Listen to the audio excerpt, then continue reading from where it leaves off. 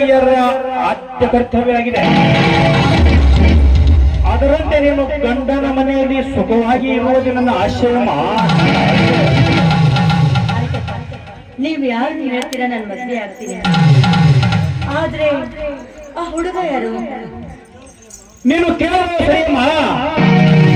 ಅವನು ನೋಡಲು ರೂಪವಂತ, ಅವನು ಮಾತಿನಲ್ಲಿ ಮಾಣಿಕ್ಯ ತರುವಂತ, ಅವನು ನಮ್ಮ ಮನೆತನಕ್ಕೆ ಮಾಣಿಕ್ಯ ತರುವಂತ ಅವನೇ ನನ್ನ ಭದ್ರತೆಗೆ ಇರುವ ಶೇಖರನು. ಅವನೊಂದಿಗೆ ನೀನು ಮದುವೆ ಆಗಲೇಬೇಕಮ್ಮ.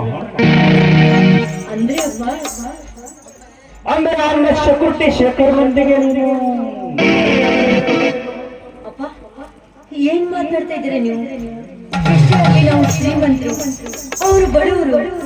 ಆಫ್ಟರ್ ಆಲ್ ನಮ್ಮ ಮನೆಯಲ್ಲಿ ಕೆಲಸ ಮಾಡೋ ಕೆಲಸದ ಅವನ ಜೊತೆ ನಾನು ಮದುವೆ ಆಗ್ಬೇಕಾ? ಅವನಂದ್ರೆ ಏನು ತಿಳಿದುಕೊಂಡಿರುವುದ?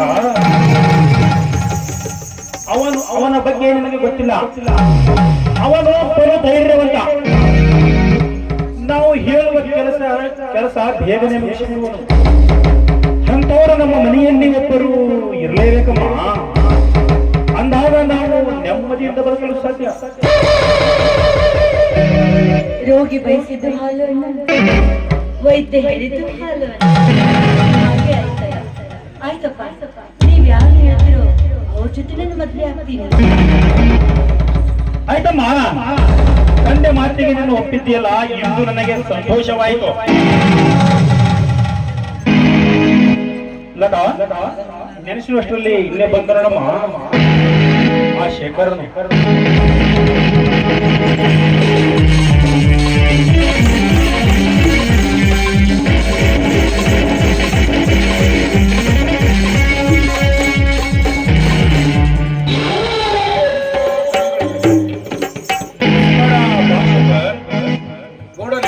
ಮಗಳೊಂದಿಗೆ ನಿಂತು ಏನೋ ವಿಚಾರ ಮಾಡುತ್ತಿರುವ ಹಾಗೆ ಕಾಣುತ್ತಿದೆಯಲ್ಲ.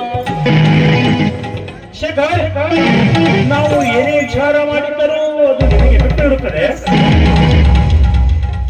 ಹೌದು ಶೇಖರ್, ನಮ್ಮ ತಂದೆಯವರ ವಿಚಾರ ನಿಮ್ಮ ಮುಂದೆ ಹೇಳಿದೆ, ಮಧ್ಯಾಹ್ನ ಅಲ್ಲ, ಹೇಗೆ ಗೊತ್ತಾಗುತ್ತದೆ ಖುಷಿ ಹೇಳುವ ತನಕ? ಹೌದು ಶೇಖರ್, ಲತಾ ಹೇಳಿದಂತೆ ನಮ್ಮ ವಿಚಾರ ಇನ್ನ ಮುಂದೆ ಹೇಳಿದ್ರೆ ಮತ್ತೆ ಯಾರಿಗೂ ಹೇಳಬೇಕು? ಗೌಡರೇ, ನೀವು ಮಾತನಾಡುವುದರಲ್ಲಿ ಏನೋ ವಿಶೇಷತೆ ಕಾಣುತ್ತಿದೆಯಲ್ಲ. ಶೇಖರ್, ವಿಶೇಷತೆ ಅನಿಸಿದರು ಅದರಲ್ಲಿ ನಿನ್ನ ಭವಿಷ್ಯವನ್ನೇ ಅಡಗಿದೆ. ಏನು ಗೌಡರೇ, ನೀವು ಮಾತನಾಡುವುದರಲ್ಲಿ ಭವಿಷ್ಯ ಅಡಗಿದೆ ಎಂದರೆ ಮಾತನಾಡುವುದು ನನಗೆ ಅರ್ಥವಾಗ್ತಾ ಇಲ್ಲ ಗೌಡರೇ, ಅರ್ಥವಾಗ್ತಾ ಇಲ್ಲ. ಶೇಖರ್, ಈ ಊರಲ್ಲಿ ಶ್ರೀಮಂತ ಮನೆತನದಲ್ಲಿ ಹುಟ್ಟಿ ಬೆಳೆದ ನನ್ನ ಮಗಳು ಲತಾಳನ್ನು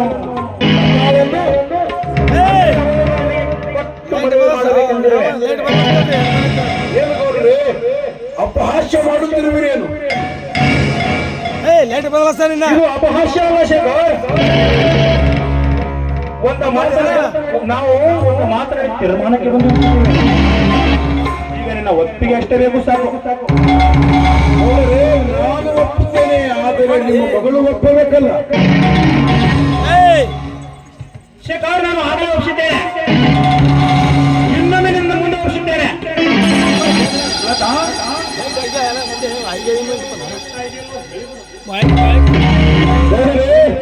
ಒತ್ತಾಯದ ಮೇರೆಗೆ ಮದುವೆ ಬೇಡ, ಮನಸ್ಸಾರೆ ಇಷ್ಟಪಟ್ಟರೆ ಮಾತ್ರ ಮದುವೆ. ಸತ್ಯವಾಗಿ ಹೇಳ್ತಾ ಇದ್ದೀನಿ, ನಾನು ಮನಸ್ಸಾರೆ ಮೆಚ್ಚಿ ಮದುವೆಗೆ ಒಪ್ಕೊಂಡಿದ್ದೀನಿ. ಆಯ್ತು